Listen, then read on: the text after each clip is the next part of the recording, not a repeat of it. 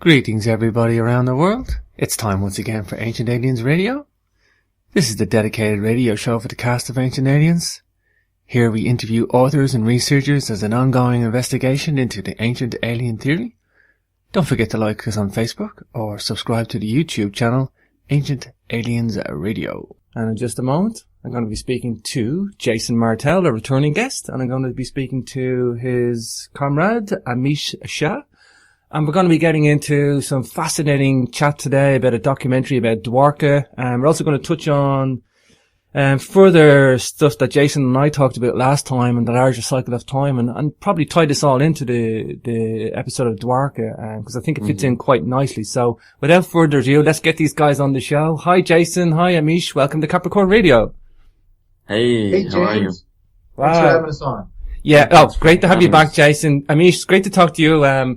I'm going to, Jason, I'll come back to you in a minute. Everybody knows Jason from Ancient Aliens, and you're pretty famous for that terrain, Jason. But you know, you're into all sorts, Jason. I know, and your current research is developing all the time, and it's fascinating. Amish, tell us a little bit about your background first, just because you're the new guest here. Sure. My background has always just, this stuff has always fascinated me, whether ancient archaeology or, you know, anything that just had to do with ancient knowledge that was somehow more advanced than what we're comprehensible, you know, nowadays. Like, what do they know that we didn't, basically? And that has always been like a thirst inside of me ever since I was younger. And there's a lot of us kind of like in that same boat, and there's more of us becoming open to that boat. So anyway, really didn't do much about it growing up. I mean, what can you do?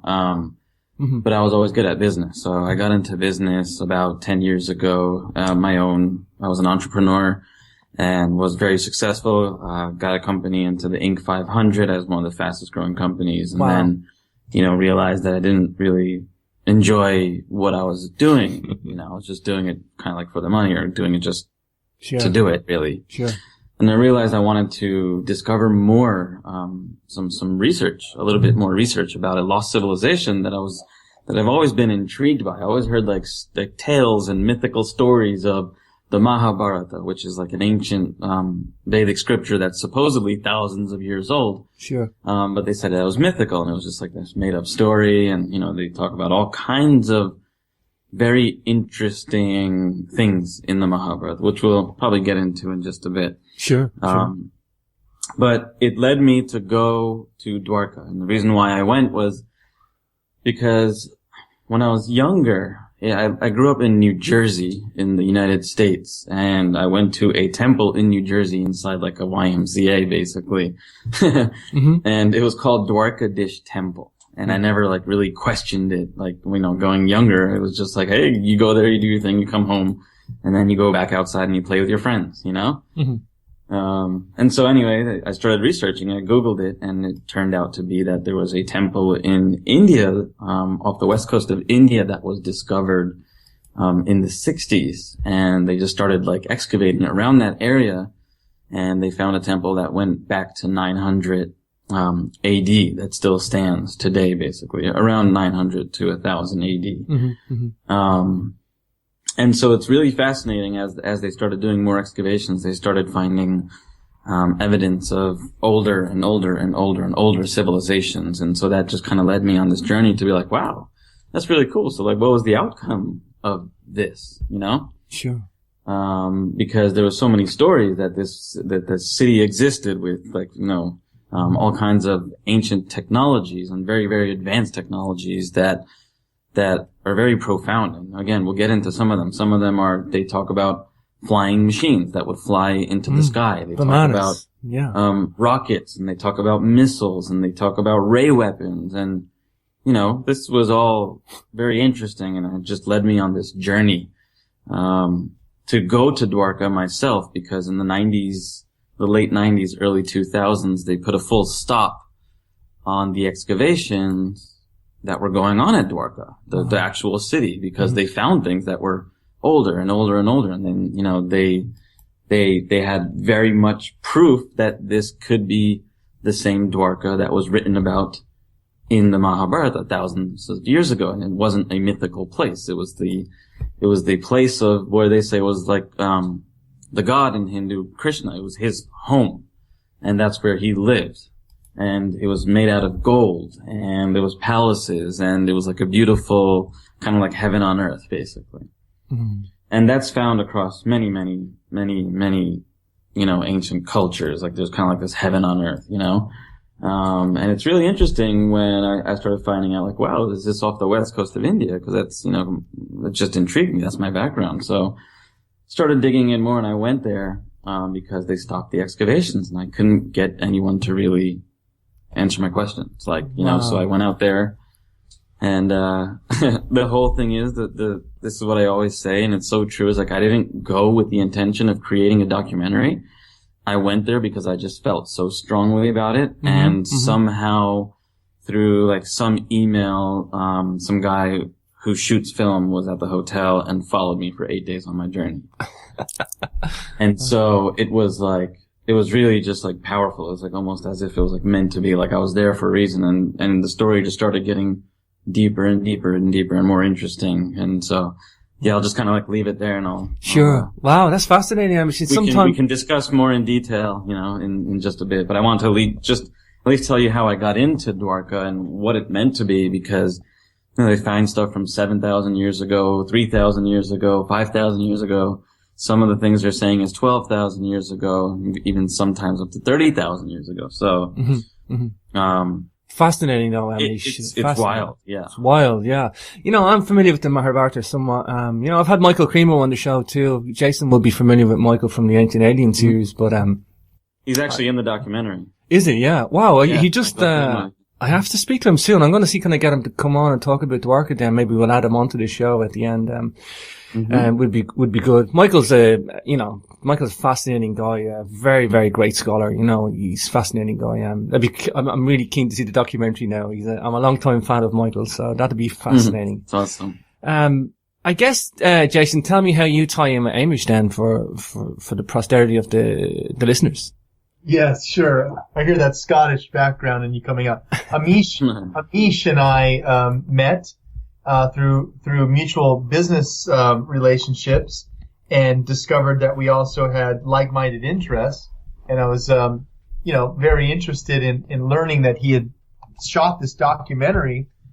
And so we had kind of both been doing similar ideas around launching a platform to interact with the community, people who like ancient aliens, people who like ancient cultures, just across the board. So it's been really exciting for me to get behind this project with Amish, launching a new thing that we'll talk about throughout the show here called Ancient Explorers. But Dwarka is kind of opening the door to this new way that we're going to approach the research and get the public involved with us, whether it be on location or following us using the power of technology.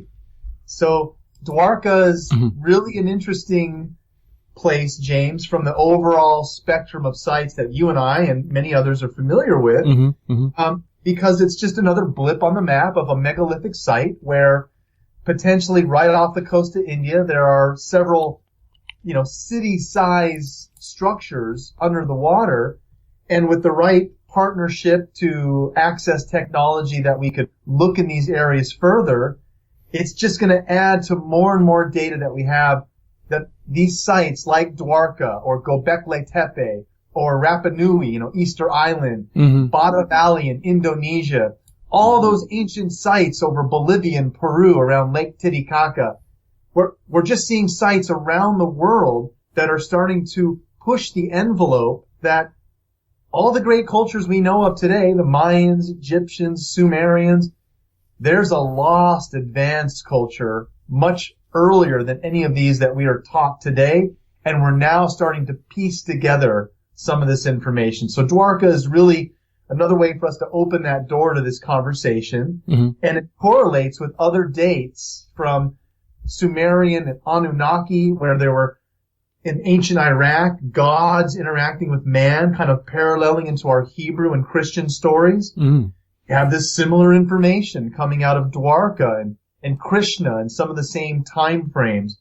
Amish, could you explain some of the dates that the gentleman you interviewed was able to, come up with? Sure.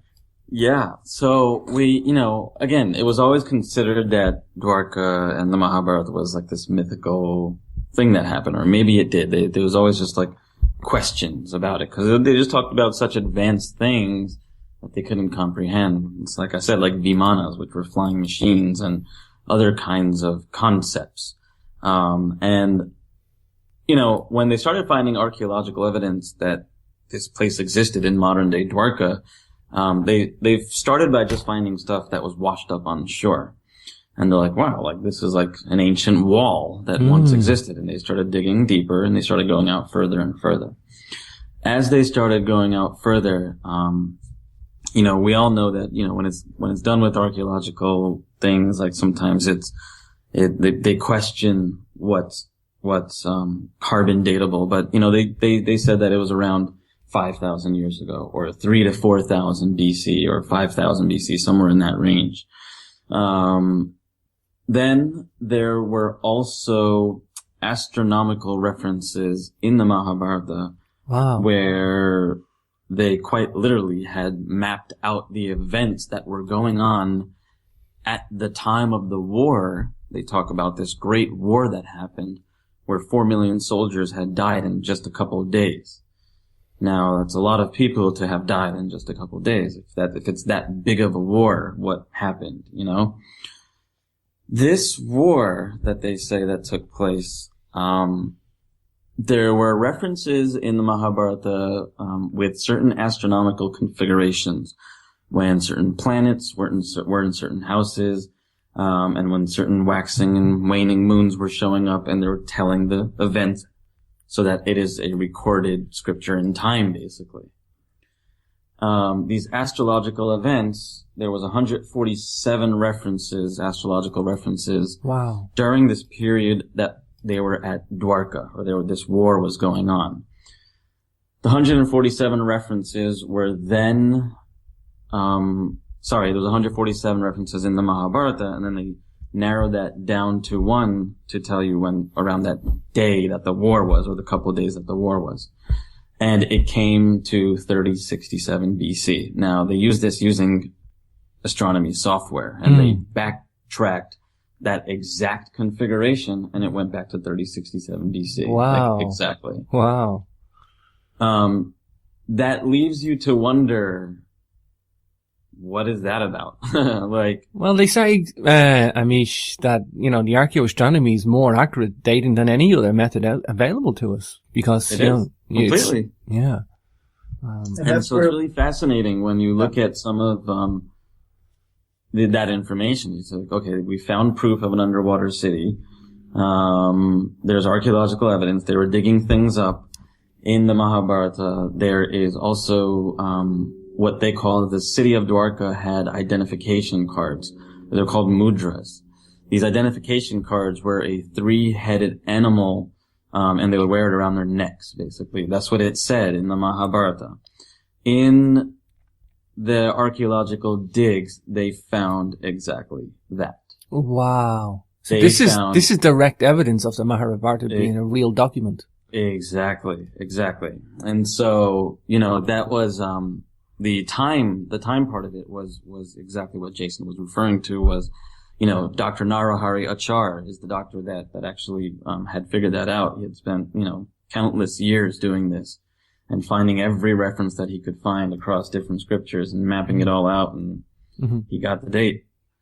And Dr. S.R. Rao was the doctor that actually found the mudra, or the identification cards. Now, I know of Dr. S.R. Rao from Flooded Kingdoms of the Ice Age with Graham Hancock, and I think on Graham's forum he actually said, if somebody could make a documentary one day, it's on his forum, he just put it out there, so he said he might even do it himself if he ever had any time, but the guy's so busy, you can forgive him, but yeah, I know. But yeah, that's the only really first time I ever heard about Dwarka, so maybe in that respect, because I think, not enough's been done on that since, really, and I know there's a lot of problems about the marine archaeology and getting access to the sites or getting permits to dive, and it's difficult. Exactly. It's difficult as well as that. But give us a little bit of geographics, guys, where this place is located today, the modern city of Dwarka and the sunken city, and kind of build a picture for the listeners. Sure. It's off the west coast of India. If you look at India on a map, there's kind of like the left part of it that sticks out a little bit. Mm-hmm. It's that area. It's in the state of Gujarat. The state of Gujarat, is one of the oldest, places in India, or so they say. It's one of the oldest places in India as well. Mm-hmm. And they've found many, many other places of evidence, like Mohenjo-daro. The region of Kutch has found like incredible amounts of ancient, civilizations and people living there.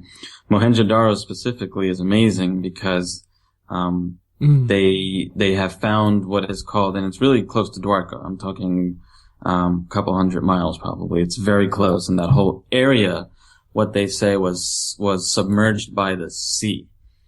It has been submerged, well, not submerged, but Dwarka itself has been rebuilt 7 times, cause the shoreline just kept coming up. And then wow.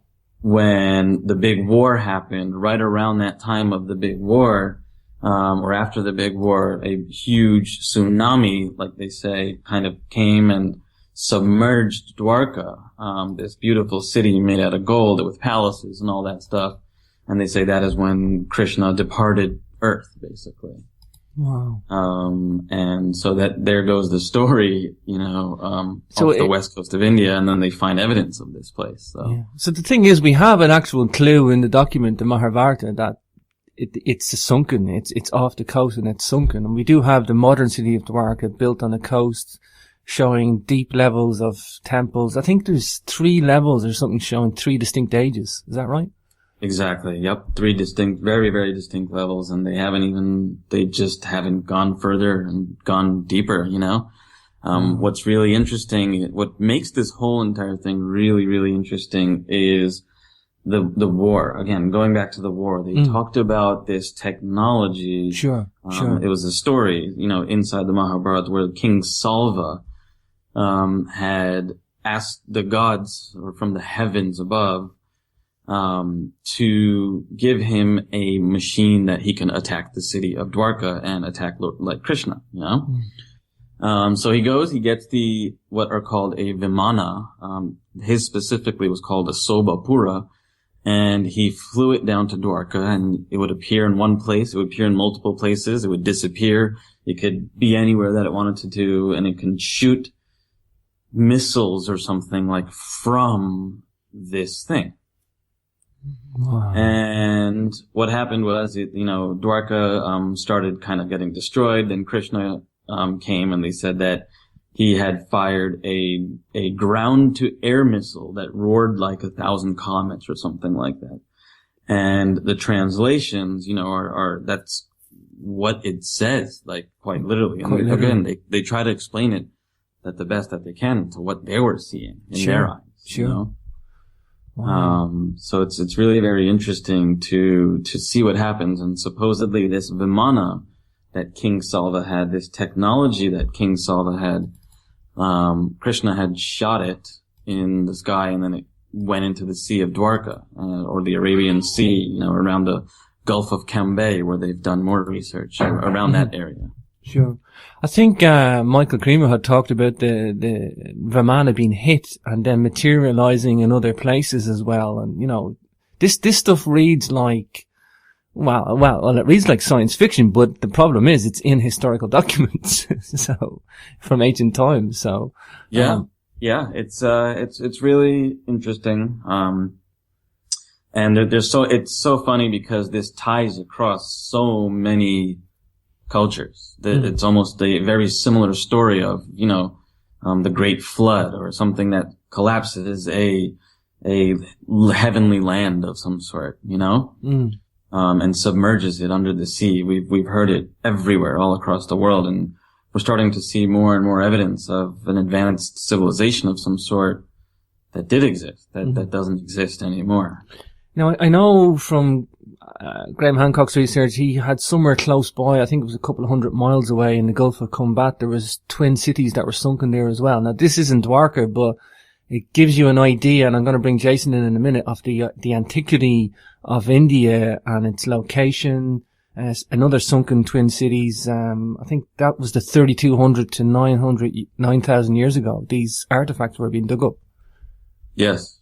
Yep. There's 7,500 BC.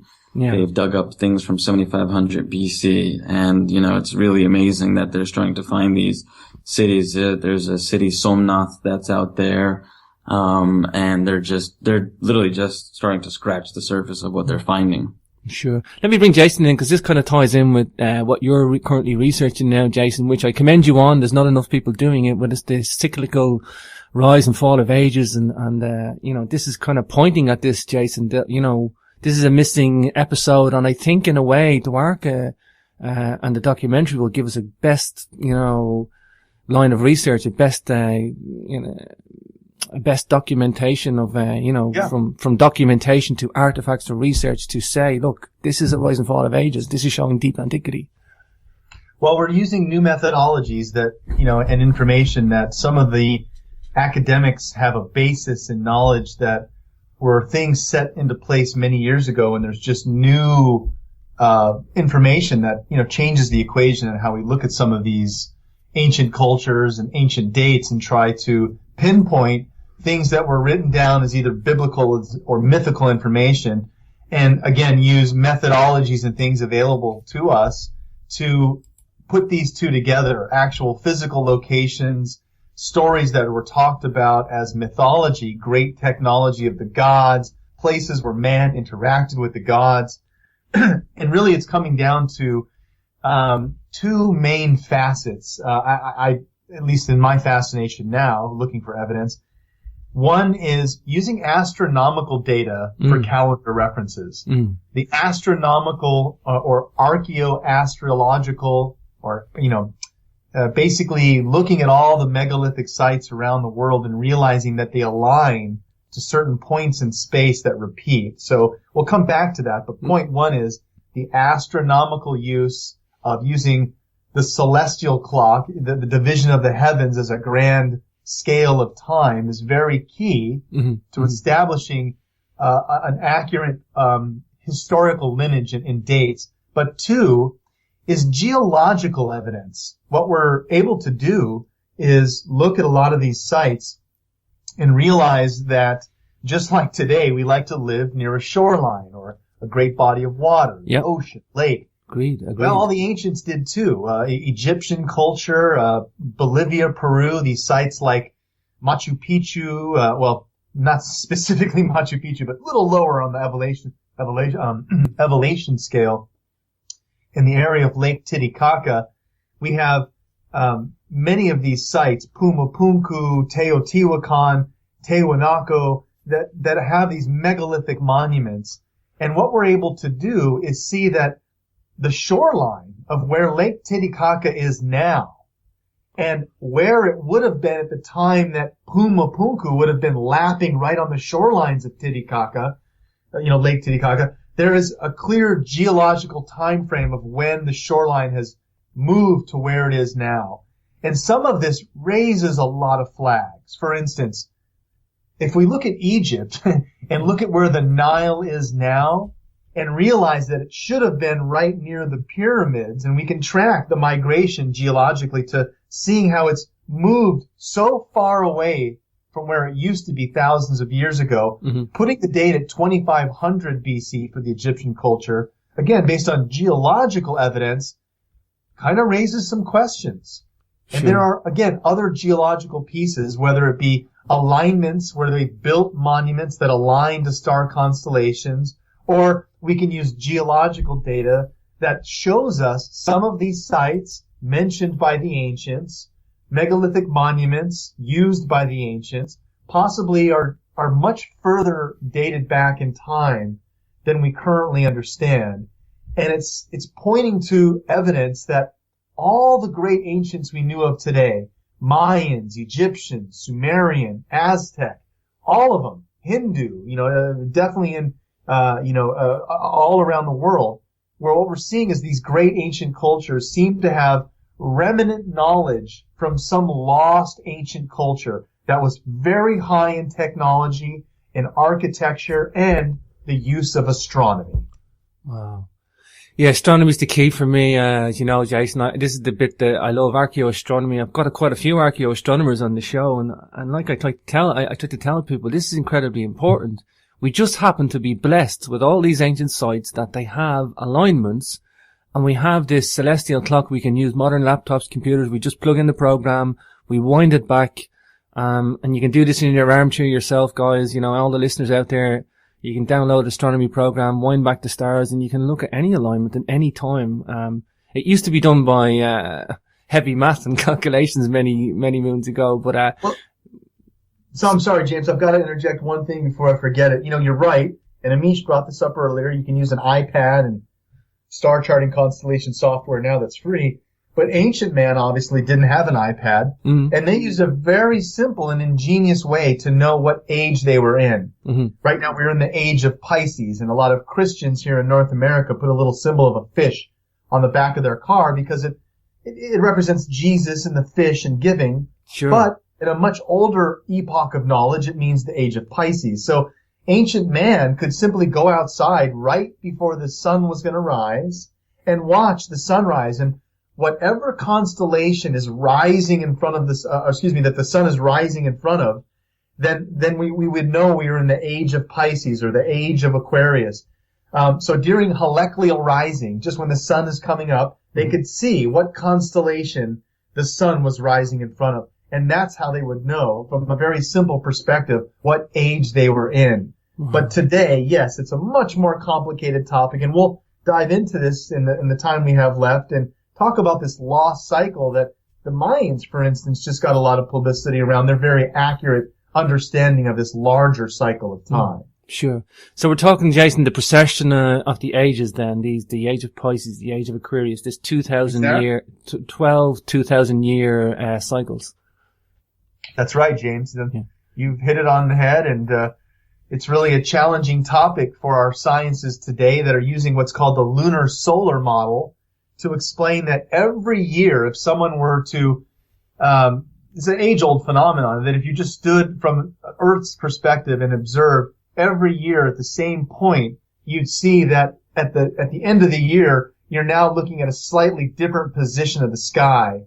And so over a 24,000 year time period, we go through these 12 zodiacal symbols, each representing a 2,000 year slice of time. Yeah. So this 2,000 year slice of time, Jason, they put it down to a wobble. Do we have any best guess for what that wobble is? Do you, there's quite a few theories, Jason. I kind of like that we have a second sun, a failed second sun, maybe. I think I like that one more than orbiting Sirius, but you know, I'm open to all sorts. There's a few theories out there. There is. And you mentioned Sirius A and B, which potentially could be our second sun. We really don't know what our second sun is. Is it a brown dwarf, or is it another star constellation, possibly like Sirius A and B? The key point of this is there are over 30 ancient cultures that wrote about and had knowledge of twin suns. The famous book Hamlet's Mill, that was written by an MIT professor at the time, and a partner. Very esoteric academic work. 30 ancient cultures documented in this book, Hamlet's Mill. Very hard book even to get a hold of. It's $100 in paperback on Amazon. I have a first edition on my shelf, Jason. Here's Siobhan. Oh no! Yeah, here's Siobhan Decant and Giorgio de Santillano. It's an awesome book. Exactly. Thank you. So we have to understand that this is encoded in the ancient cultures, but on the modern side, there's been a lot of new research done by one specific group called the Binary Research Institute, and it's founded by a business partner of mine named Walter Cruttenden, who you probably know as well. He's been on the show very early on. Walter's a great guy. He's pioneering with CPAC, and I love what Walter does. Yeah, great guy, great depth of knowledge, and what they're doing over at the Binary Research Institute is, you know, they've worked with top high-end engineers from JPL and other space agency level PhDs to calculate the model we have in place now for the precession of the equinox. And this lunar solar model has over 2,000 variables and torque and speed, and unfortunately it's not accurate. They still have a lot of problems.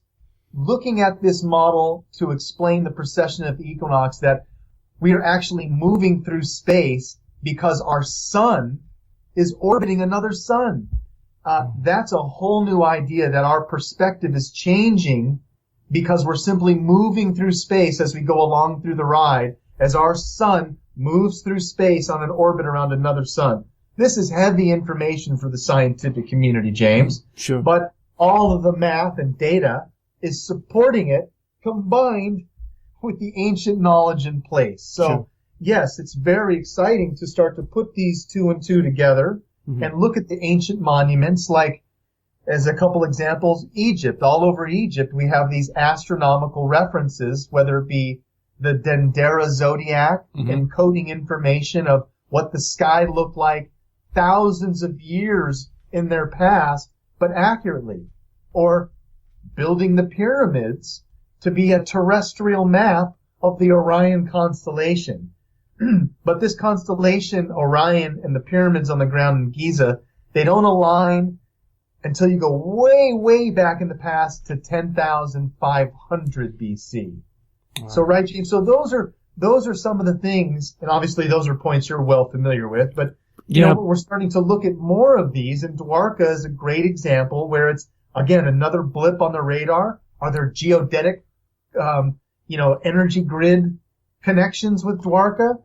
We don't know. We can use some of the things that NASA's deploying to look at ancient sites, like synthetic aperture radar, the big 747 packed with ground-penetrating radar.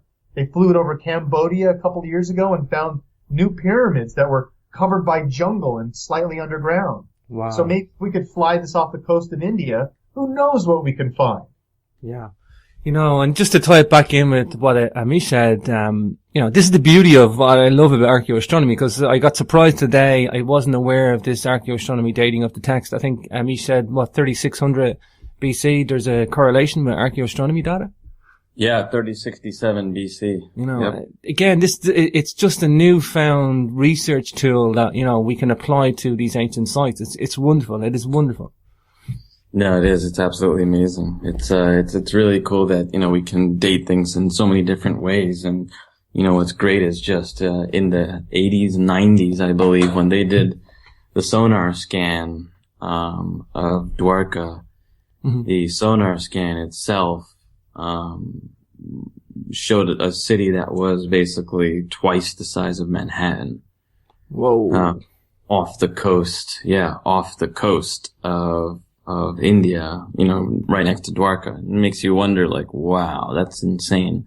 So yeah, I would, basically what Ancient Explorers is set out to do is to create the funding and the mechanisms and the movement to do that kind of stuff. So tell me a little bit about the documentary, guys. I'll throw this out to both of you guys, but, what's the aim? Is the aim to get out there, to Dwarka?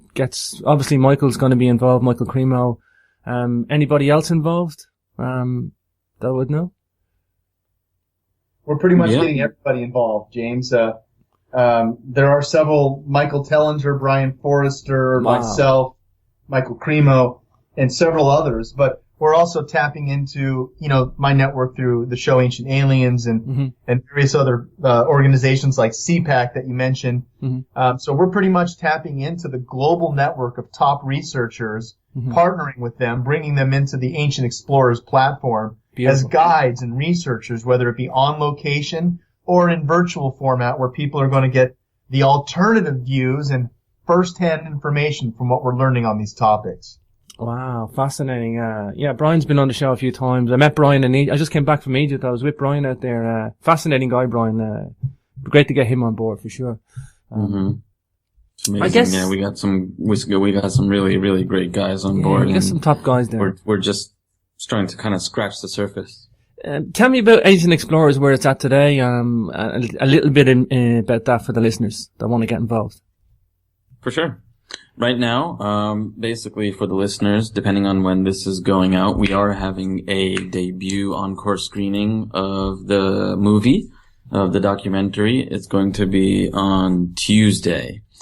We pushed the day off by a day just because of technical issues that we're fixing up. We we didn't expect the response we were getting. So that's a good thing. And so we're getting tech, kind of prepared, and we're going to do another screening. So they can, if you want to check out the movie, the best way to do it would be to go to ancientexplorers.com. And Ancient Explorers is going to be exactly what Jason mentioned before as well, where it's a community of experts that we bring together. And, there's a lot of fragmentation of knowledge and wisdom out there. And, we need a place and a community where we can keep it together. Wow. And through the Ancient Explorers, we want to create a place where we can go on trips and we can have seminars and we can have all kinds of education inside of the community, and we can, really just start to rewrite history from a perspective that is proven from our way of proving it, Mm-hmm. And that includes archaeoastronomy and archaeology and, this new advanced type of technology.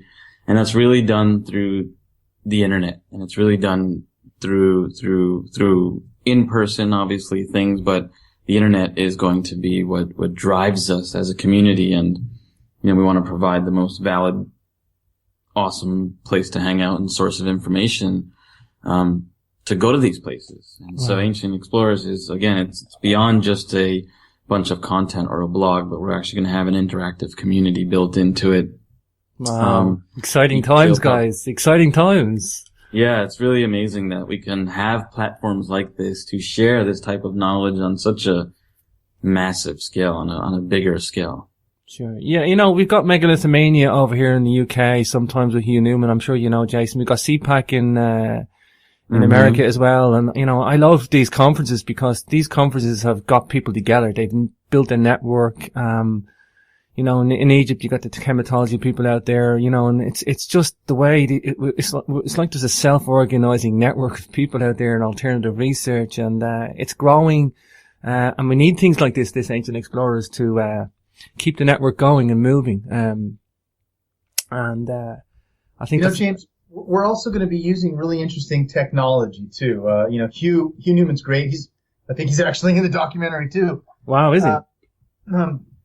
When we talk he's about... not in the documentary, but he is a part of the package when you buy the documentary in our community and our membership site that is a part of it. So yeah, it's really cool. He's one of the researchers. He's one of the researchers that we have on board. Wow. Another thing that we want to do, James, is that, some of these sites, like Dwarka as an example, you mentioned permits for diving. Well, if we can't get a permit, maybe NASA will let us use their synthetic aperture radar. If we can't get NASA, well, we deploy commercial-grade drones in HD and capture all the footage that we need. Mm-hmm. Mm-hmm.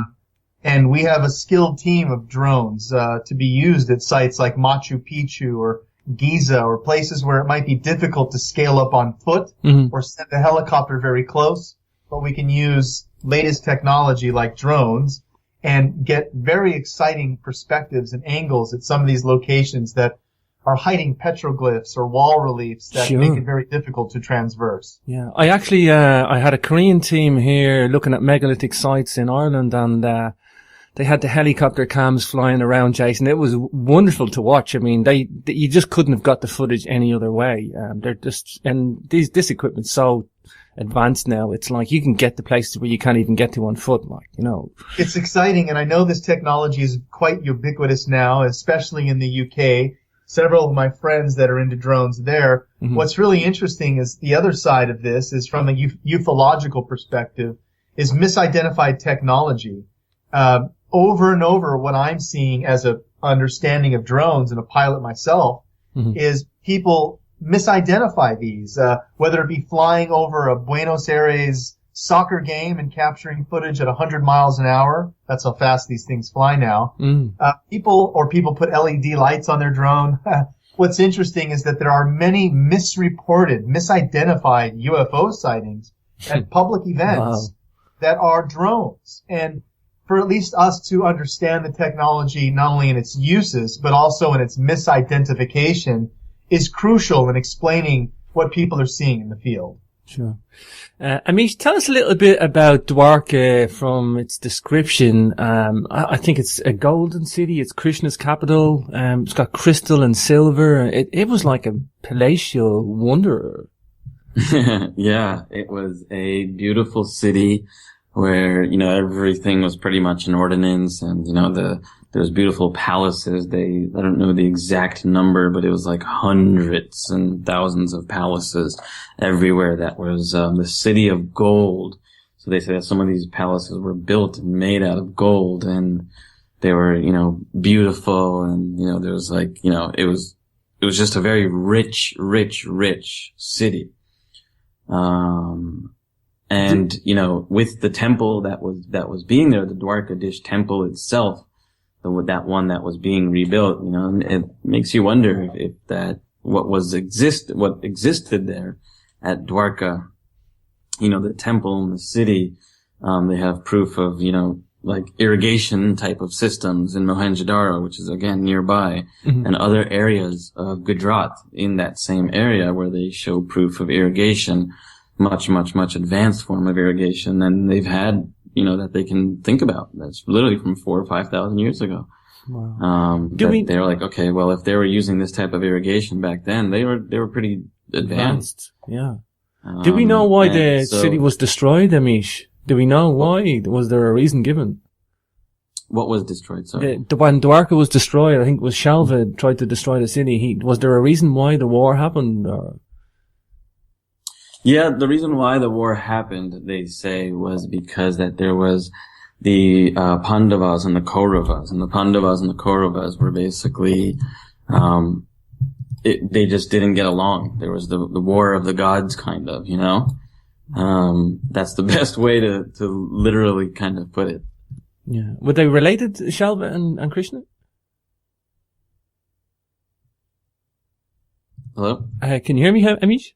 Yes, I can hear you. Yeah, were they related, King Shalva? Salva was, and Krishna? I don't believe so. No, I don't believe so. They weren't brothers. Usually it's warring brothers that happens with that. Yeah, no, I don't think it was anything like that. But I believe that there might have been a distant relation, but I don't think it was like anything completely like direct. Yeah. And with respect to Dr. S.R.S. Rao, the archaeologist, where does he stand? Amazing gentleman. Yeah, where does he stand on Dwarka? Does he believe in an ancient cataclysm or a flood, or is there other? He's a full proponent of what happened in Dwarka. He is he has no doubt that Dwarka was a real city, and the Mahabharata is a list of factual events that had happened in 3067 or around that time of BC. That when he was discovering all this stuff and he was carbon dating it, like he believed that this is it. This is the city. Does he stand alone, Amish? Is he on his own out there? Is he on his own? He actually passed away last year. Wow. His research has been just piling dust. When I was out in India, I was getting to run around as to his location, whether he was alive or not, what his phone number was, what his email address was. Basically, I just couldn't get in touch with him. Wow. And it was a very interesting events, while I was out there. It's like I had to go to like 3 different cities to find out more information, and my journey was very, very powerful. It had such a huge impact on me, and that's why I come back and be like, okay, well, I guess I'm going to make a documentary about this with all this footage. I remember one thing about when Hancock was out there in India. I don't know if it was the Dwarka region, but certainly in the Gulf of Combat, there was a lot of problems trying to get the diving permits, and even if you did get the diving permit, there's terrible currents to get in and swim around. So, I guess that's going to be a major problem. Not if we deploy drones. Yeah, the drones could be the way for sure. I'm an expert in the aerial drone phenomenon, but definitely there are robotic technology, just like the Titanic being explored, that, again, we just need to find the right partners, and there's really no doorway that we can't open.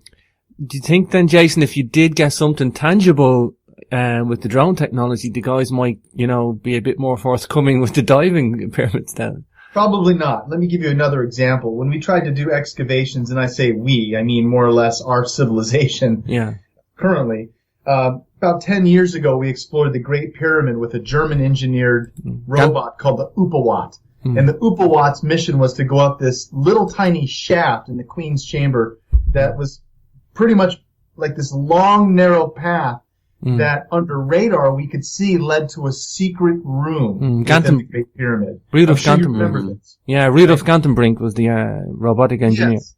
Yeah, so what happened, from my understanding, is there was radar imaging of a secret room that had metal, some type of metal object in there. Was that ever shown publicly? No. Closed doors. So unfortunately, yes, there does seem to be some type of intervention level when anything of great archaeological interest that crosses over what we would call mainstream normal things like a mummy into more of the realm of like Stargate, that sci-fi show, then yes, there are certain flags that seem to be raised. Well, look, guys, I wish you all the best with the documentary. I really do. I'm really keen and excited, certainly with the number of people that are involved in it. It looks like a great project, and I hope it's one of many. I guess it's a great launch pad, a great starting point, and perhaps you get conferences and tours organised around it as well. Is that the aim, to keep this thing going in a momentum? Yeah, that's just one of the pieces of it, and it's continue to create documentaries and continue to, document our journey along our way and give it back to everyone to educate. Basically, that's really what we're here to do, and have fun while we're doing it. Well, for sure. And, well, listen, guys, we're at the top of the hour. I guess just give us out the websites. If you got any personal websites, Amish and Jason, give us out your websites as well, just for the listeners. Sure. My website, you can just check out ancientexplorers.com. That's my main focus. And you can find some really cool information on there. Besides that, Jason, if you want to shout out some websites, if you have some. Yeah, no, really, I think for today's show, people have enough to dive into just by going to Ancient Explorers. Amish had mentioned earlier, which popped into my head, we do a very active Facebook feed. And there you go. Yeah, you can plug into us on Facebook, and we do have a screening of the documentary tomorrow night, so people can just go to Ancient Explorers, give us your email, and we'll keep you up to date on things that we're going to be doing. But definitely check out the documentary tomorrow night if you have a chance. Wow. Yep, it's actually going to be Tuesday. We changed the date. Like that. Yep. Wow. Nope. So that's good. Yeah, if you just go to the website and opt in for the invite for the movie. We'll keep you up to date on everything that we're up to and take you along our journey. Wow. Well, listen, guys, I'm all glued to what's happening, and I'm really excited as well. So this is good for alternative research. This really is. But I thank you for your time. Cool. Thank you. Thank you, James. We'll be back soon. For sure.